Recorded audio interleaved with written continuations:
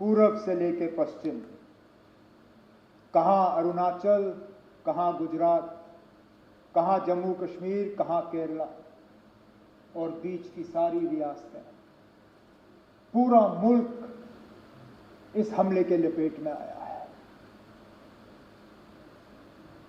ये सही है स्पीकर साहब, ये पहला हमला नहीं था। हमने कई हमले होते हुए देखे हैं।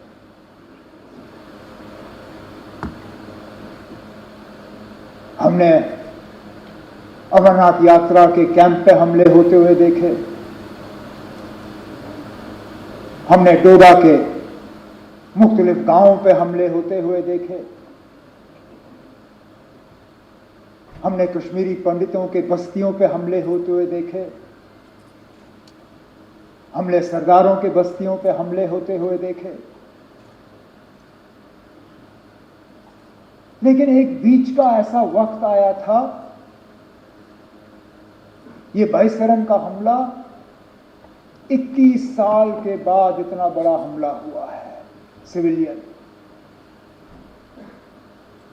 हमें लग रहा था कि ये हमले जो हैं ये अब हमारे माजी का एक हिस्सा है, they are part of our past. ये हमारे आज की कहानी नहीं है, ये हमारा मुस्तकबिल नहीं है।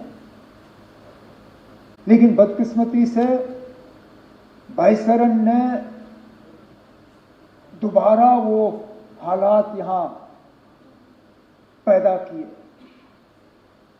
जबकि हमें लगता है कि पता नहीं अगला हमला कहां पे होगा।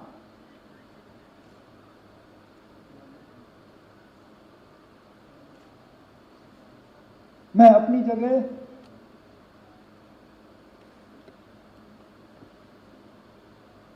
क्योंकि उस दिन लीडर ऑफ द ऑपोजिशन के साथ मैं भी पुलिस कंट्रोल रूम पे मौजूद था जब हमने 26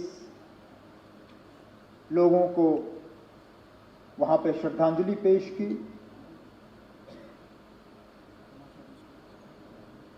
मेरे पास अल्फाज नहीं थे कि मैं क्या कह के उनके घर वालों से माफी मांगूं।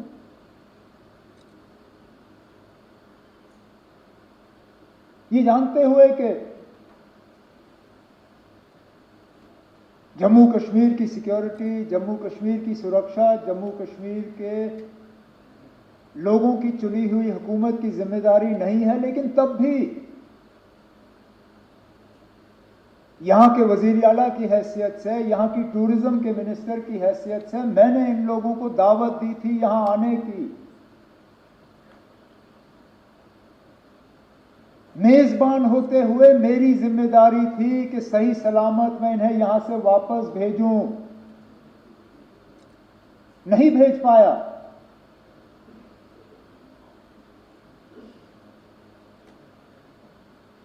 और माफी मांगने के अल्फाज नहीं थे।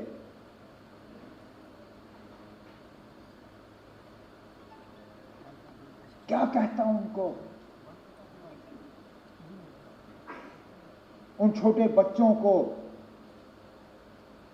जिन्होंने अपने वालिद को खून में लपेटा हुआ देखा, उस नेवी अफसर की विधवा को जिनको शादी हुए ही चंद दिन हुए थे,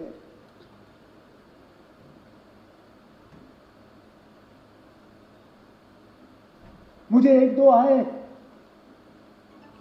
मुझे कहा हमारा कसूर क्या था, हम पहली मर्तबा कश्मीर आए थे छुट्टी मनाने के लिए,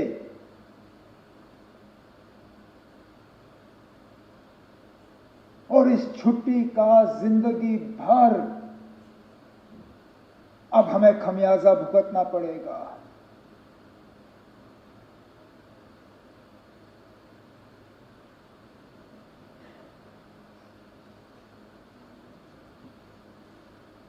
जिन लोगों ने ये किया, कहने के लिए तो वो कहते हैं कि हमारी भलाई के लिए किया, लेकिन क्या हमने उनसे कहा था कि हम ये चाहते हैं क्या हमने उनसे कहा था कि हमारे नाम में आप इन 26 लोगों को कब्र में बंद करके यहां से वापस भेजें? क्या हमारी इसमें कोई मंजूरी थी? क्या यह हमारी इजाजत से हुआ?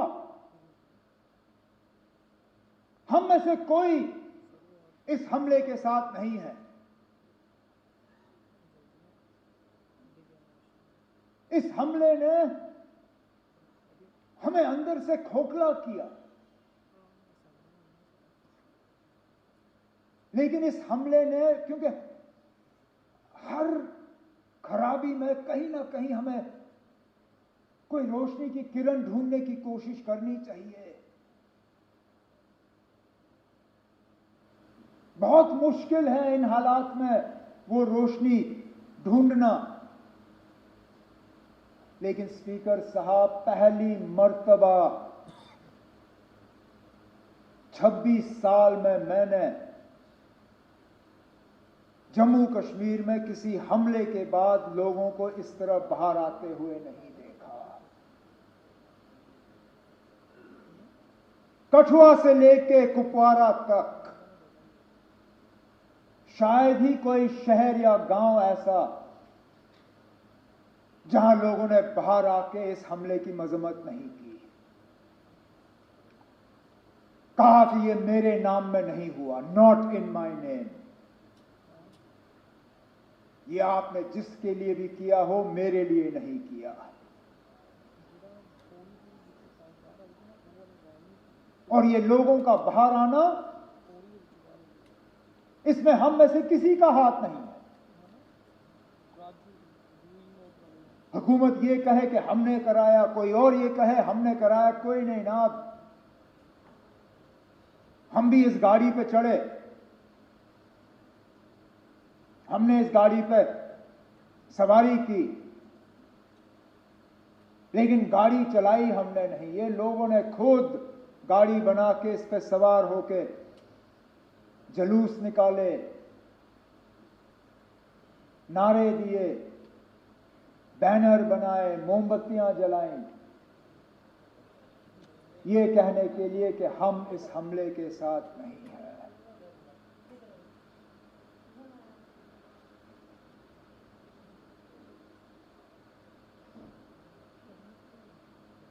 मिलिटेंसी, टेरर, दहशत, आतंकवाद,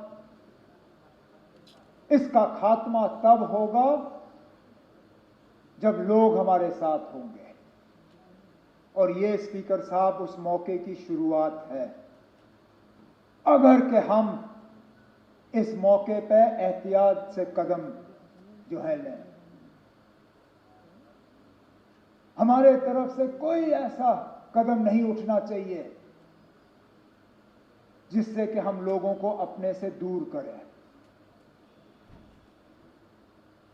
कोई हमारे तरफ से ऐसी बात नहीं होनी चाहिए या कोई एक्शन हमारे तरफ से जिससे ये जो अपने आप में पैदा हुआ इसको कहीं जख्म पहुंचे।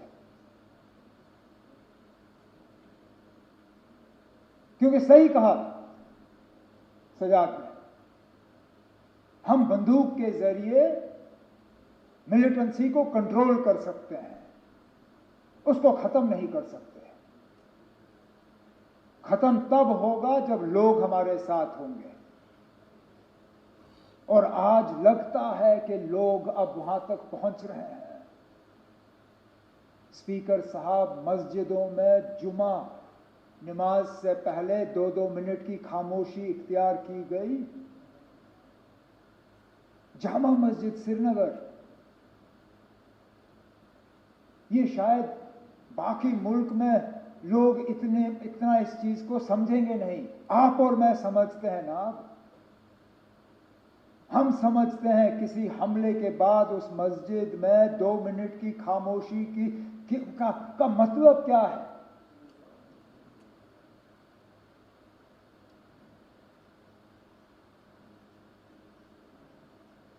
तो मेरी तो सिर्फ यही कोशिश रहेगी कि इस सिलसिले को हम बनाएं, बढ़ाएं घटाएं नहीं, कम ना करें।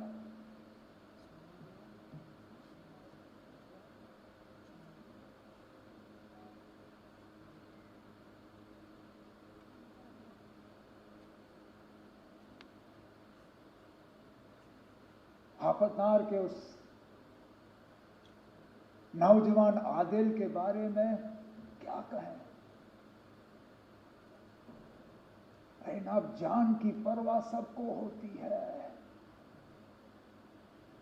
लेकिन अपनी जान की फिक्र ना करते हुए टूरिस्टों को, अपने मेहमानों को बचाने के लिए वो अपनी जान की कुर्बानी दे गया। भागता तो कौन उसको कुछ कहता?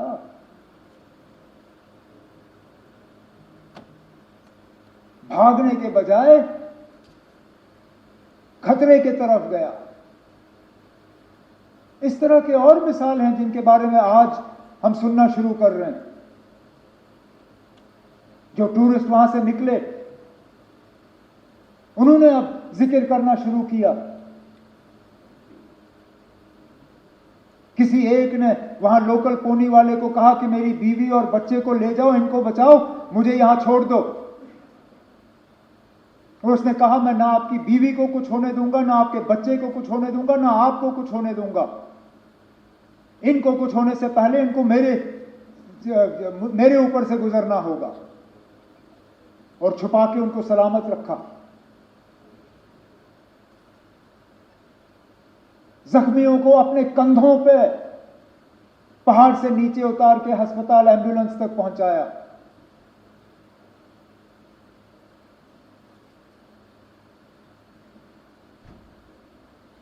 और उसके बाद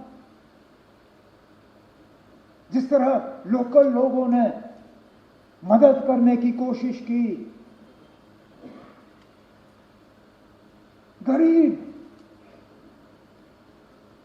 वो शिकारा वाला जो डल लेक पे फल बेचता है, उसने अपनी किश्ती पे एक छोटा सा बोर्ड लगाया, टूरिस्टों के लिए मुफ्त फ्रूट चाट। अरे ना, वो दिन के 200-300 रुपए कमाने वाला, वो कहता है कोई नहीं ना चले मेरे हफ्ते की कमाई, लेकिन मैं कम से कम अपने मेहमानों को यह एहसास देना चाहता हूं कि हम उनके साथ हैं। वो 3 व्हीलर वाला ने टूरिस्टों को कहा कि अगर आपको हवाई अड्डा पहुंचना है, मैं मुफ्त आपको हवाई अड्डा पहुंचा दूंगा। इसी तरह की टैक्सी वाले, होटल वालों ने अपने कमरे खोले और कहा आप यहां रहिए। जिन्होंने गुलमर्ग छोड़ के, पहलगाम छोड़ के, सोनमर्ग छोड़ के श्रीनगर भाग के आए, जिनके पास रहने की जगह नहीं थी, होटल वालों ने उनको कहा कि हम आपसे पैसा नहीं लेंगे, आप रहिए यहां पे।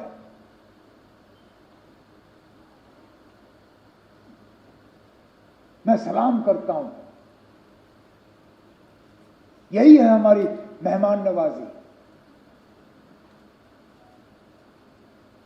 उसके साथ साथ उनका शुक्रिया करता हूं कि उन्होंने ये किया। जम्मू कश्मीर के बाहर हमारे कुछ स्टूडेंट्स, हमारे कुछ रहने वालों को कुछ जगहों पे तकलीफ हुई, उससे कौन इनकार कर सकता है। लेकिन मैं उसके साथ साथ उन तमाम रियासती हुकूमतों का शुक्रगुजार हूं जिन्होंने मौके पर तहकीकात करके हालात को काबू में लाने में अपना रोल अदा किया। मैं अपने मिनिस्टर कुलीग्स का शुक्रिया करता हूं जिन्होंने बिल्कुल कम नोटिस पे जगह जगह गए। कोई शिमला, कोई लखनऊ, कोई देहरादून, कोई बंबई, कोई चंडीगढ़। वहां की हुकूमतों का मैं शुक्रिया करूंगा कि इनसे मिलने के बाद इन्होंने मीटिंगें ऑर्गेनाइज की। हम अपने तरफ से एक सिस्टम जो है वो तैयार करना चाहते हैं, सोशल मीडिया और व्हाट्सएप वगैरह का इस्तेमाल करते हुए, ताकि एक नोडल पॉइंट हमें मिले। हम तो चाहेंगे कि इस तरह के हालात ना हो, लेकिन इक्का दुक्का अगर कहीं हो जाए तो बच्चियों के पास, दूसरों के पास एक जगह होनी चाहिए जहां पे वो इन चीज़ों को दर्ज कर सकें, उसके लिए हम तैयारी कर रहे हैं।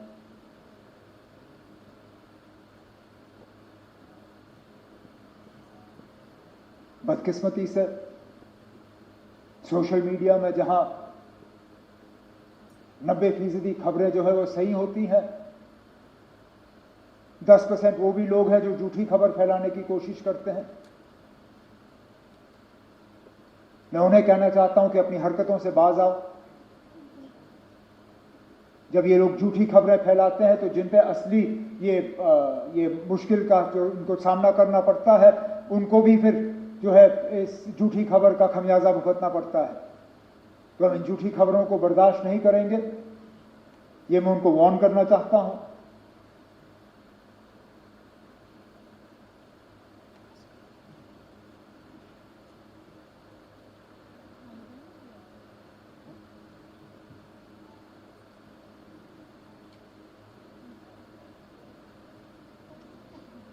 स्पीकर साहब,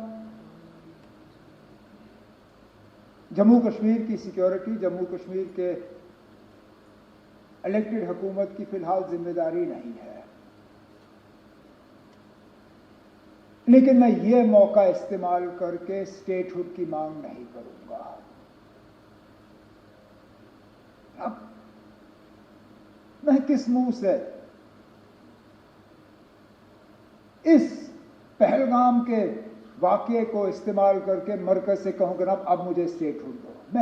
मेरी क्या इतनी सस्ती सियासत है? मुझे क्या इन 26 लोगों के मरने की इतनी कम कदर है कि मैं अब मरकज से जाके कहूंगा ना अब चलो 26 लोग मर गए, अब मुझे स्टेटहुड दे दो। स्टेटहुड की बात हमने पहले भी की, आगे भी करेंगे, लेकिन लानत हो मुझ पे अगर मैं आज ये कह के मरकज के पास जाऊं कि ना अब 26 मर गए, अब दे दो। देने की बात हम करेंगे, लेकिन इस मौके पर नहीं। इस मौके पर ना कोई सियासत, ना कोई बिजनेस रूल्स, ना कोई स्टेटहुड, ना कुछ और।